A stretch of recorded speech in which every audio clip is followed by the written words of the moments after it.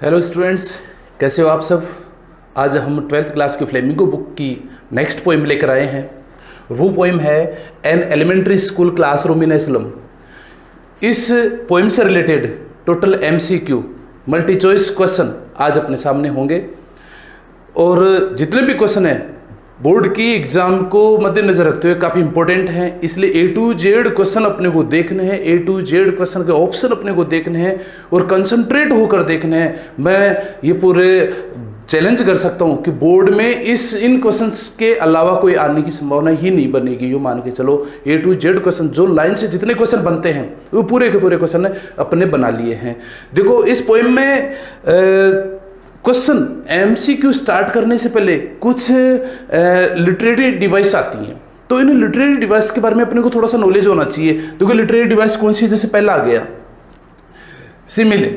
Simile किसे कहते हैं, क्योंकि क्वेश्चन जब अपने पास में मल्टी चॉइस क्वेश्चन आएंगे, ऑब्जेक्टिव क्वेश्चन आएंगे, उसमें एक लाइन दी हुई होगी और उन लाइन दी हुई होगी उसमें ये चीज पूछी जाती है कि निम्नलिखित में से ये जो ऊपर की जो लाइन है ये क्या है, सिमिली है, मेटाफर है या पर्सनिफिकेशन है या कुछ और है।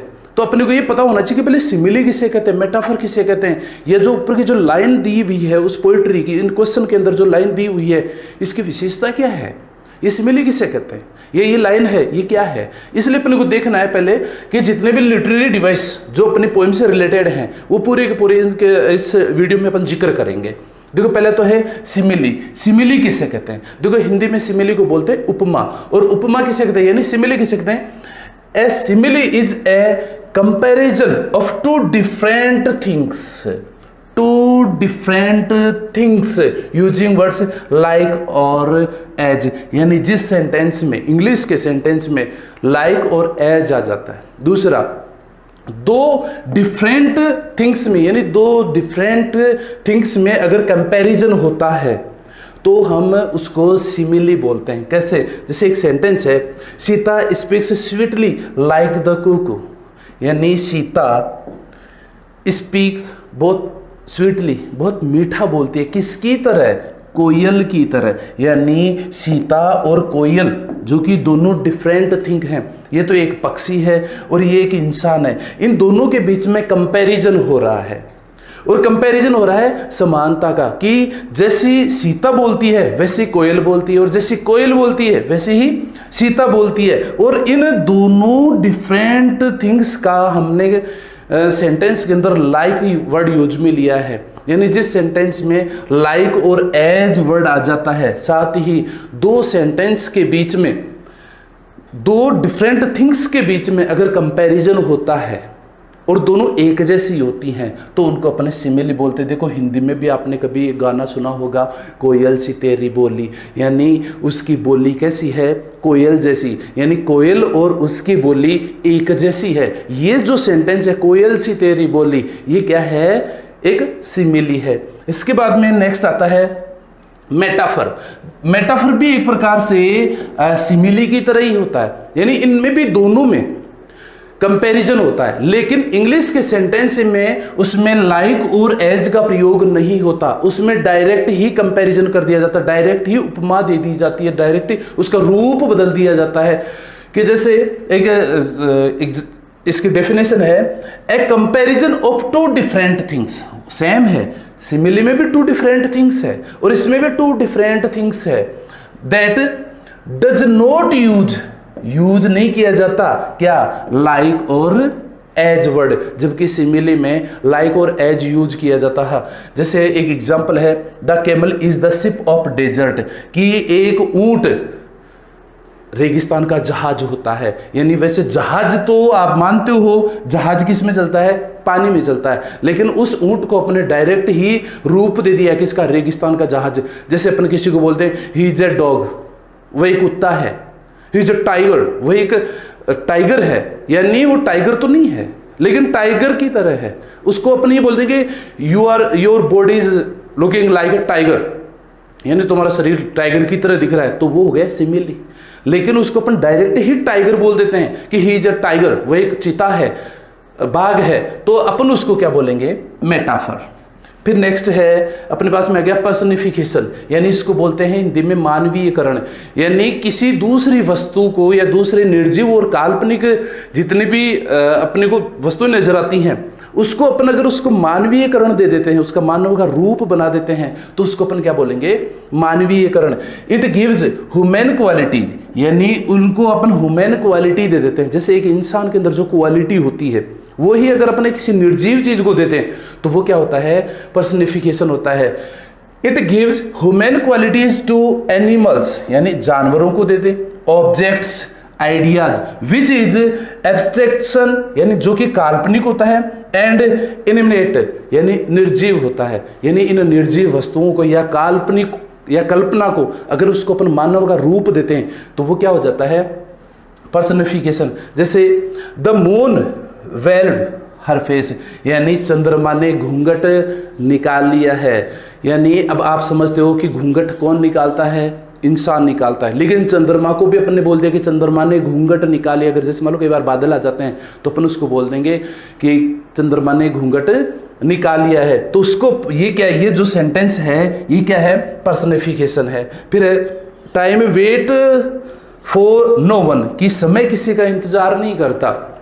वैसे इंतजार वाला सिस्टम जो होता है वो एक इंसान के लिए होता है, इंतजार ये इंसान ही करता है और इंतजार इंसान नहीं करता। लेकिन यहाँ पर समय के को भी अपन ने क्या बना दिया, एक मानव का रूप दे दिया, एक ह्यूमन का रूप दे दिया, एक पर्सन का रूप दे दिया। तो ये है पर्सनिफिकेशन। जैसे लव इज ब्लाइंड, कि प्यार अंधा होता है, जबकि रियलिटी तो क्या है, लव क्या है, एक कल्पना होती है, एक फीलिंग होती है। लेकिन इसको भी अपन ने क्या बोल दिया, ब्लाइंड बोल दिया। जबकि ब्लाइंड कौन होता है, अंधा कौन होता है, जिसकी आंखें होती हैं वो ब्लाइंड होता है। लेकिन हमने इसको लव को भी ब्लाइंड बताया। ये जो तीनों सेंटेंस है वो क्या है, ये पर्सनिफिकेशन है। इसको अपन मानवीयकरण बोलते हैं। मानवीयकरण किसे कहते हैं, किसी भी एनिमल को, किसी भी ऑब्जेक्ट को या आइडिया को अपने मानव का रूप देते। जो एक्टिविटी इंसान करता है वो एक्टिविटी अगर इनसे करवाने की सोचते हैं अपन तो वो क्या है, पर्सनिफिकेशन होता है। नेक्स्ट है अपने पास में अल्ट्रिएशन, अनुप्रास अलंकार, इसको हिंदी में बोलते हैं अल्ट्रिएशन।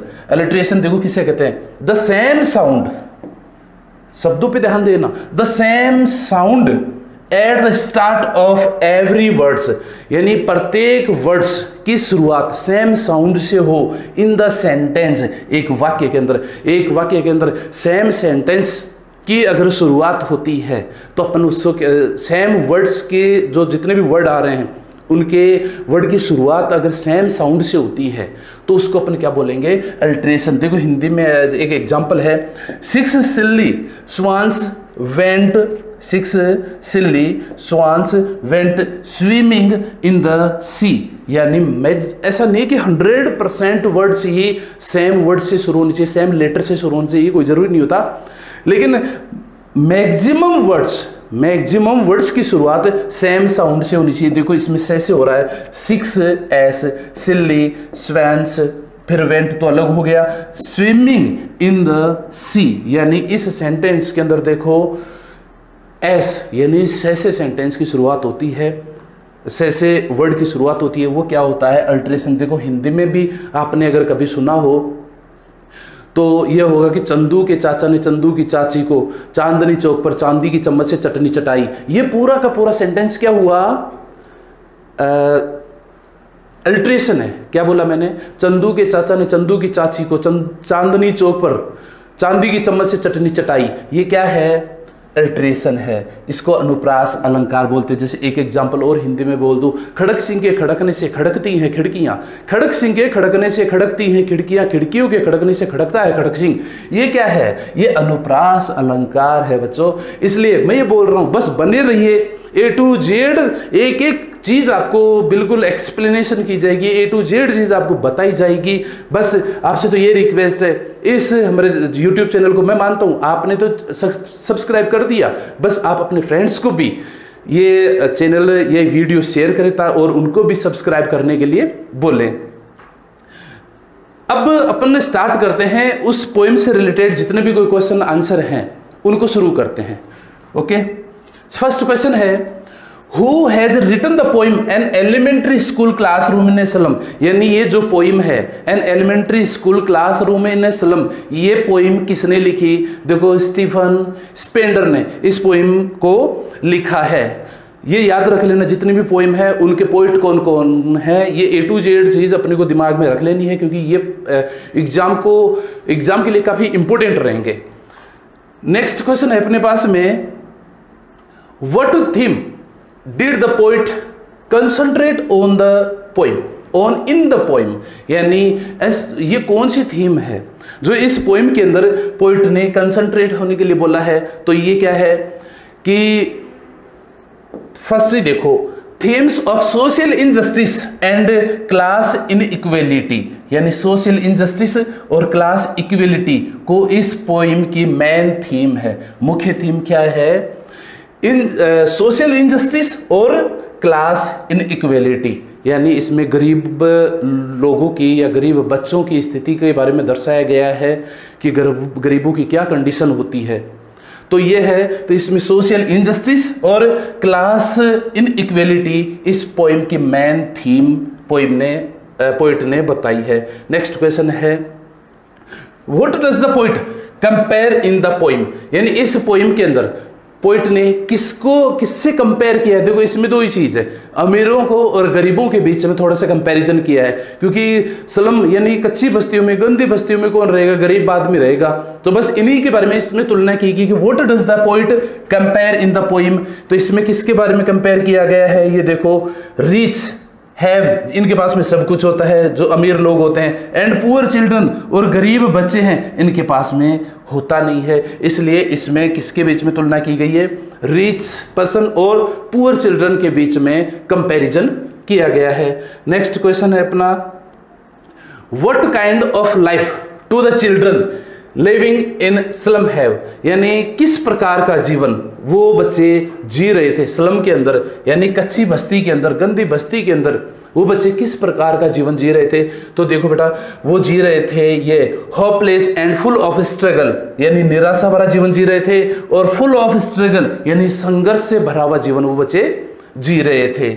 नेक्स्ट क्वेश्चन है, how do the faces and hair of these children look, यानी उन बच्चों के चेहरे और उनके बाल कैसे दिखते थे? देखो अपने पोइम में पढ़ा था कि उनके बाल रूटलेस वीड्स, यानी बिना जड़ की घास फूस जैसे वो दिख रहे थे। उन बच्चों के चेहरे और उनके बाल ऐसे दिख रहे थे जैसे बिना जड़ की घास फूस हो। तो इसमें ये देखो बेटा, बी ऑप्शन है, लुक लाइक रूटलेस वीड्स, यानी बिना जड़ की घास फूस जैसे उन बच्चों के चेहरे और उनके बाल नजर आ रहे थे।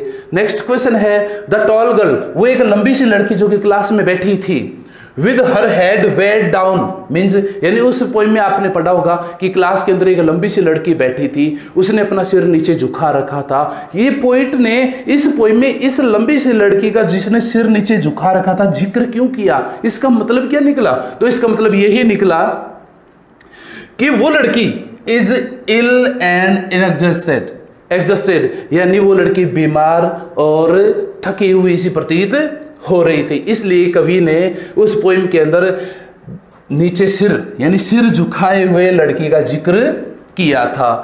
उसका ऑप्शन क्या हो जाएगा? ए, इज इल एंड एडजस्टेड, यानी वो लड़की बीमार थी और थकी हुई थी। फिर नेक्स्ट क्वेश्चन है, व्हाट डज गैस्ट्री वेव्स इंप्लाई, यानी गैस्ट्री वेव्स का मतलब है बहुत तेज गति की तरंगे, बहुत तेज तरंगे। इसका मतलब क्या है? पावर तो है, लेकिन इसका मतलब क्या हुआ? एनर्जेटिक चिल्ड्रन, यानी जो बच्चे बैठे थे उस स्कूल के अंदर, उस स्लम के अंदर, उस कच्ची बस्ती की स्कूल के अंदर, एलिमेंट्री स्कूल के अंदर जो बच्चे बैठे थे वो कैसे थे? एनर्जेटिक थी। उस बच्चों में एनर्जी तो थी, बस फैसिलिटीज नहीं थी उन बच्चों के पास। नेक्स्ट क्वेश्चन अपने पास में आता है, identify the literary device in like rootless weeds. जो मैंने आपको इस वीडियो के स्टार्टिंग में मैंने बताया था कि लिटरेरी डिवाइस कौन सी है, कि लाइक रूटलेस वीड्स। बेटा देखो, आपको मैंने बोला था कि जिस सेंटेंस के अंदर लाइक या एज आ जाता है वो सिमिली होता है। तो इसमें क्या हो गया, ये सिमिली है कि इसमें रूटलेस वीड्स यानी उन बालों की तुलना बिना जड़ की घास फूस से की है, यानी जो घास फूस है वैसे ही उनके बाल हैं और जैसे उनके बाल हैं वैसे बिना जड़ की घास फूस होती है, इसलिए ये क्या है, सिमिली है। तो इसमें देखो क्वेश्चन देखो, identify the literary device in like rootless weeds, यानी बिना जड़ की घास फूस का जो जिक्र किया था ये कौन सा लिटरेरी डिवाइस है, तो ये है सिमिली। देखो मेटाफर भी नहीं है, अल्ट्रेशन भी नहीं और पर्सनिफिकेशन भी नहीं है। नेक्स्ट क्वेश्चन है आइडेंटिफाई द लिटरेरी डिवाइस। देखो फिर से लिटरेरी डिवाइस आ गया कि identify the literary device in rat is eyes. देखो चूहे की आंखें, डायरेक्ट ही बोल दिया है चूहे की आंखें, चूहे जैसी आंखें नहीं है, इसमें दे रखा है रैट इज आइज, यानी डायरेक्ट ही बोल दिया। जैसे मैंने उस एग्जांपल में बोला था कि he is a dog, he is a tiger, तो ये क्या होता है, मेटाफर होता है। तो ये क्या हुआ, ना तो सिमिली है, ये क्या है, मेटाफर है। रैट इज आइज यानी डायरेक्ट कंपैरिजन हुआ है, यानी डायरेक्ट उसको उपमा ही दे दी, रूप ही बना दिया उसका कि चूहे जैसी आंखें नहीं है, ये चूहे की आंखें हैं। नेक्स्ट क्वेश्चन अपने पास में है the paper swimming boy with red is eyes means the boy is. The paper swimming boy, एक आपने पोइम में पढ़ा होगा, एक कागज जैसा प्रतीत होने वाला लड़का भी उस कमरे के अंदर बैठा था। तो कवि ये बोल रहा है कि इस पोइम के अंदर अपन ये पूछना चाह रहे हैं, क्वेश्चन ये पूछ रहा है कि उस पोइम के अंदर एक कागज जैसे प्रतीत होने वाले बच्चे का जिक्र क्यों किया है, इसका मतलब क्या निकला कि वो बच्चा कैसा है। देखो कागज कैसा होता है, एक बिल्कुल पतला सा कागज होता है, तो इसमें दे रखा है तो वो लड़का कैसा है, हंगरी एंड थिंग, यानी चूहा अगर अपन देखते हैं तो भूखा होने की वजह से भाग दौड़ करता रहता है, और वो बच्चा भी काफी पतला सा था, तो यानी वो बच्चा क्या था, hungry and thin, means the boy is hungry and thin, वो भूखा और पतला सा बच्चा बैठा था, इसलिए उस बच्चे को पेपर स्विमिंग बॉय भी बोला गया है, कागज जैसा प्रतीत होने वाला एक लड़का जो कि क्लास में बैठा था। नेक्स्ट क्वेश्चन है अपने पास में, what is the stunted boy reciting, कि वो बोना सा लड़का, स्टंटेड एक बोना सा लड़का रिसाइटिंग क्या पढ़ रहा था, एक छोटा सा बच्चा जो कि पीछे बैठा था, क्लास में बैठा था, वो क्या कर रहा था, वो पढ़ रहा था the lesson from his desk, वो अपने टेबल पर बैठकर एक लेसन पढ़ रहा था। फिर नेक्स्ट क्वेश्चन अपने पास में बन के आता है, what do the faces of children in the slum areas reflect, यानी उन बच्चों का जो चेहरा था वो क्या दर्शा रहा था, क्या बताना चाह रहा था, तो ये बताना चाह रहा था कि सैडनेस एंड लैक ऑफ एंथुजियम, यानी उन बच्चों की सैडनेस था और जोश की कमी थी, उत्साह की कमी थी उन बच्चों के अंदर, दुखी थे बेचारे वो, और लैक ऑफ एंथुजियम यानी वो उन बच्चों में उत्साह की कमी थी। नेक्स्ट क्वेश्चन है, what do paper swimming boy means, उस पोएम के अंदर पेपर स्विमिंग बॉय का मतलब क्या निकला, यानी कि लड़का पतला सा था और कागज जैसा प्रतीत होने वाला था, इसका मतलब क्या निकला, उसका मीनिंग क्या निकला, उसका मीनिंग ये निकला कि वो लड़का, इसका बी ऑप्शन देखो आप, was as thin as a sheet of paper, वो एक कागज जैसा, कागज की शीट जैसा पतला सा लड़का बैठा था, इसलिए उसको क्या बोला गया था, पेपर स्विमिंग बॉय बोला गया था। नेक्स्ट क्वेश्चन अपने पास में बनता है,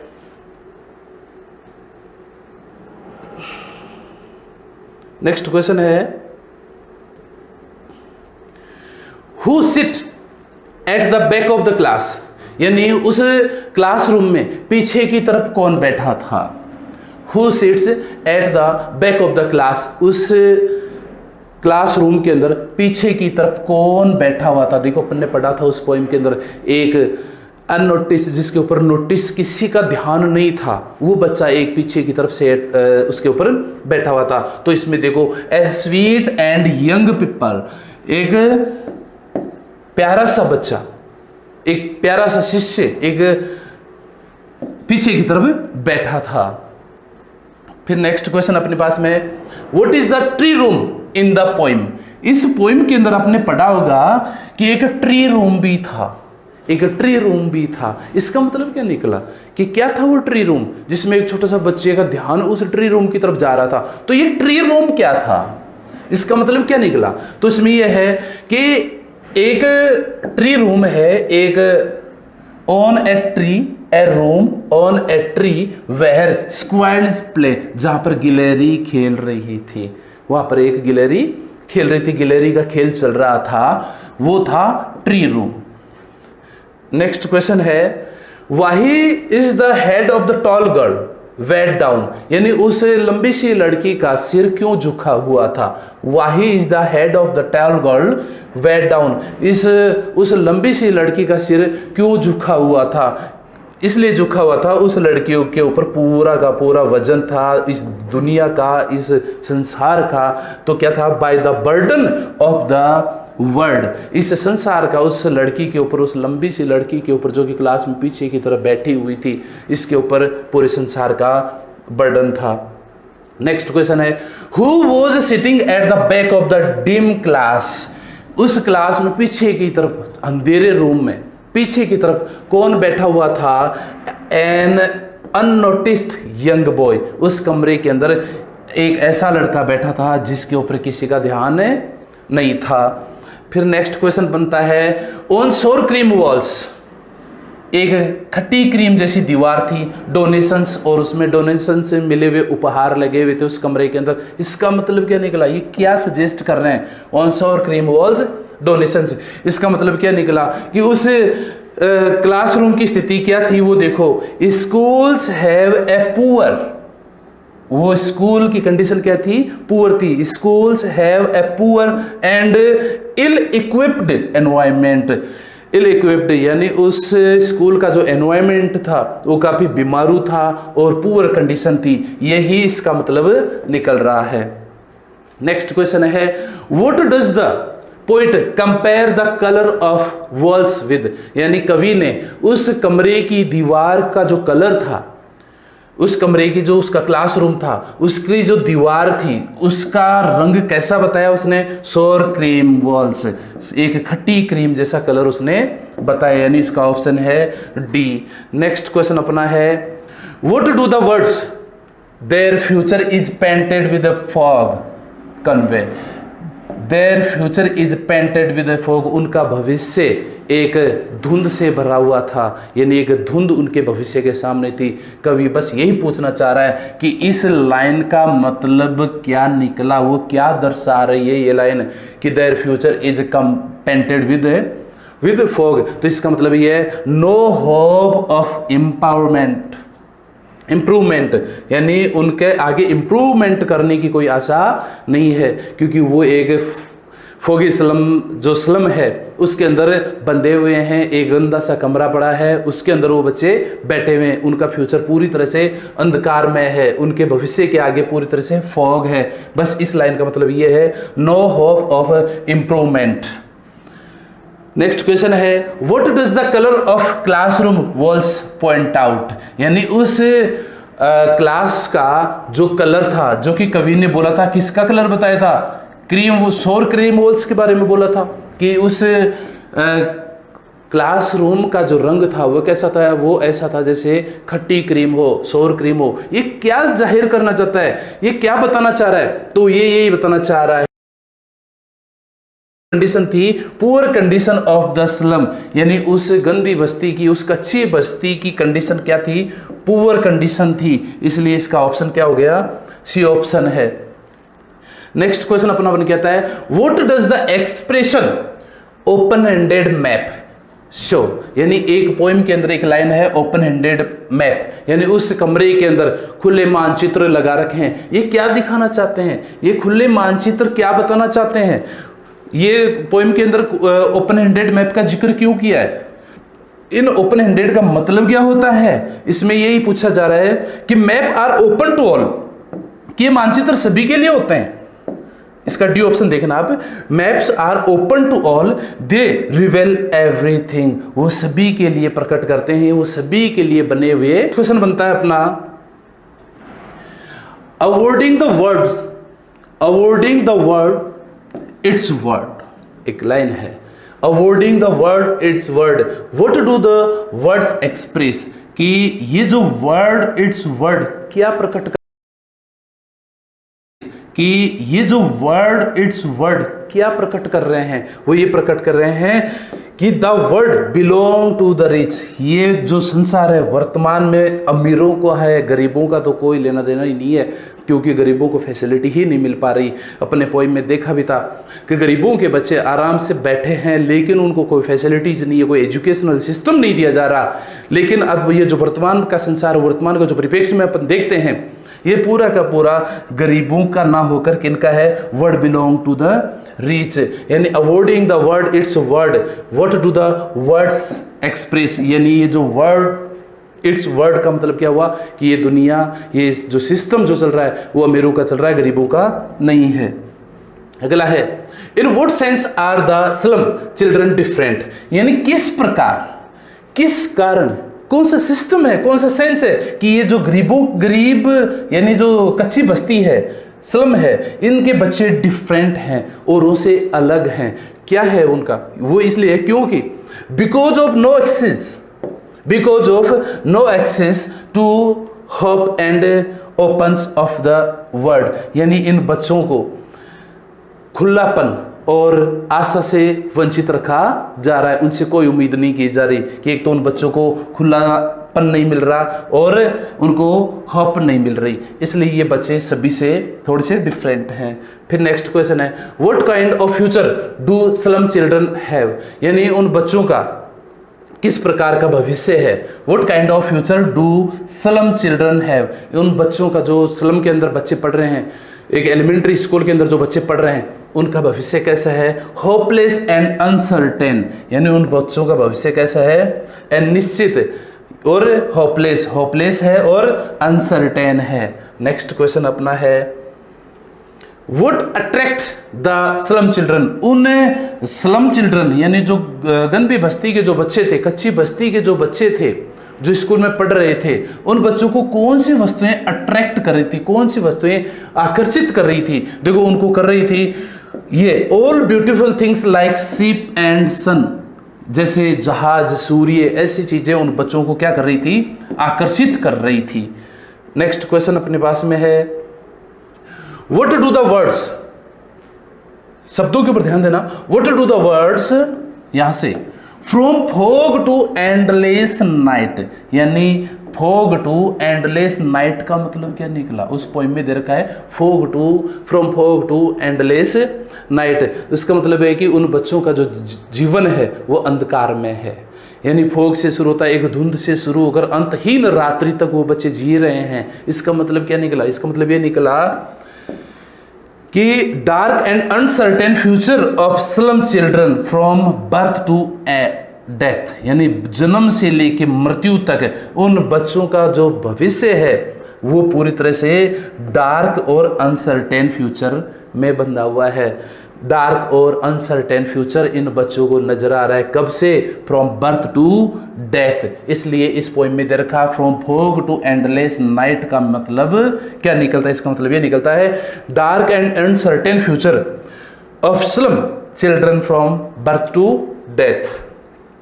नेक्स्ट क्वेश्चन है, मेंशन एनी टू इमेज, कोई भी दो चित्र को मेंशन कीजिए, use to explain the plight of the slum children, यानी उन गंदी बस्ती के जो बच्चे थे उनकी दुर्दशा कैसे हुई, ऐसी कौन सी ऐसी वस्तुएं हैं जो इन बच्चों की दुर्दशा दिखा रही है कि ये बच्चों की हालत काफी गंभीर है। ऐसी कौन सी दो वस्तुएं आपको नजर आ रही हैं, तो देखो इसमें ये दिखाएगा foggy slums and bottle bytes on stone, यानी एक तो फॉगी स्लम्स था यानी धुंध भरी हुई बस्ती थी, दूसरा बोतल के टुकड़े जो कि पत्थर पर गिरे हुए थे जिनसे उन बच्चों ने चश्मा बना रखा था।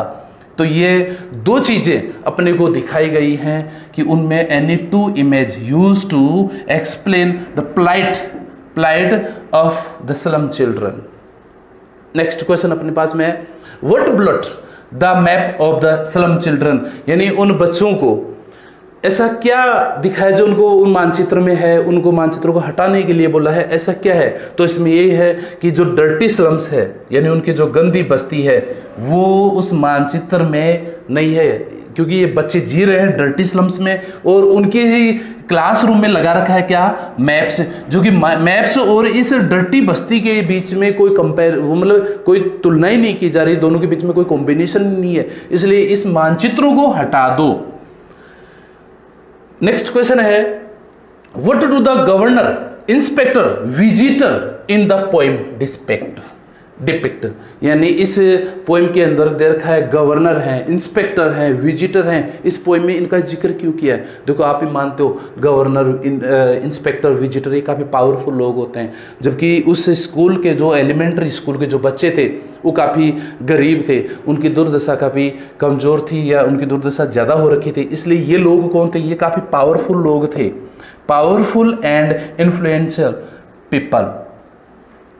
नेक्स्ट क्वेश्चन है अपने पास में, what have the windows done to the children's life in the poem, यानी इन बच्चों, इस पोएम के अंदर इन बच्चों के जीवन में ये विंडो क्या कर रही हैं? ये जो खिड़कियां हैं ये इन बच्चों के जीवन में क्या प्रभाव डाल रही हैं? क्या रोल है इन खिड़कियों का इन बच्चों के जीवन में? पोएम को पढ़ना आप अच्छे से, उसमें दे रखा है कि उस पोएम के अंदर द विंडोज डन, कि इन खिड़कियों का रोल क्या है, ये खिड़कियां इन बच्चों के जीवन को कैसे प्रभावित करती हैं? देखो इन बच्चों के जीवन को प्रभावित इस प्रकार करती है, डी ऑप्शन देखना आप, हैव सट द चिल्ड्रन इनसाइड, यानी इन बच्चों को अंदर पैक कर रखा है, बंद कर रखा है, एंड ब्लॉक्ड देयर ग्रोथ, और उनकी ग्रोथ को भी पूरी तरह से ब्लॉक कर रखा है इन खिड़कियों ने। तो पोएम के अंदर दे रखा है कि इस पोएम के अंदर द विंडोज, यानी इन खिड़कियों का रोल क्या है? तो इन खिड़कियों का रोल है have shut the children inside and block their growth. Next question है, what other freedom the poet wants, यानी ये कवि उन बच्चों के कौन सा फ्रीडम चाह रहा है? The slum children to enjoy, यानी उन बच्चों का जीवन आनंदमय हो, तो ये कवि कौन सा जीवन चाहता है इन बच्चों के लिए, किस प्रकार की स्वतंत्रता चाहता है? तो इसमें देखिए ये डी ऑप्शन देखना, फ्रीडम ऑफ नॉलेज, इन बच्चों को नॉलेज का फ्रीडम मिलना चाहिए, इनको पढ़ने की फ्रीडम मिलना चाहिए, पढ़ने दिया जाना चाहिए। विजडम एंड एक्सप्रेशन, और इन बच्चों को अपनी जो इच्छा है वो जाहिर करने का मौका दिया जाना चाहिए। नेक्स्ट क्वेश्चन अपने पास में, what does the poet want, कवि क्या चाहता है? लास्ट क्वेश्चन है, ये देखना आप, what does the poet want, कवि क्या चाहता है? देखो कवि चाहता है क्या? ये चाहता है to send the children out of the slum, इन बच्चों को इस स्लम से बाहर निकालो, कैसे भी करके इन बच्चों को बाहर निकालो। अब बस आज की पोएम अपनी जो MCQ है, यानी मल्टी चॉइस क्वेश्चन आज अपने कंप्लीट होते हैं इस पोएम के। तो बेटा अपने हर पोएम के वीडियो हैं, आते रहेंगे, बस आप तो देखते रहिए। ये अगर क्वेश्चन समझ में आए तो इस या आपको बार बार देखना है, एक बार नहीं बार बार इन क्वेश्चन को अच्छे से पढ़ना है, देखना है, समझने की कोशिश करना। अगर ये क्वेश्चन समझ में आए तो कमेंट जरूर करें, लाइक जरूर करें, और इस वीडियो को ज़्यादा से ज़्यादा शेयर करें ताकि आपके दोस्तों को भी इसका बेनिफिट मिल सके।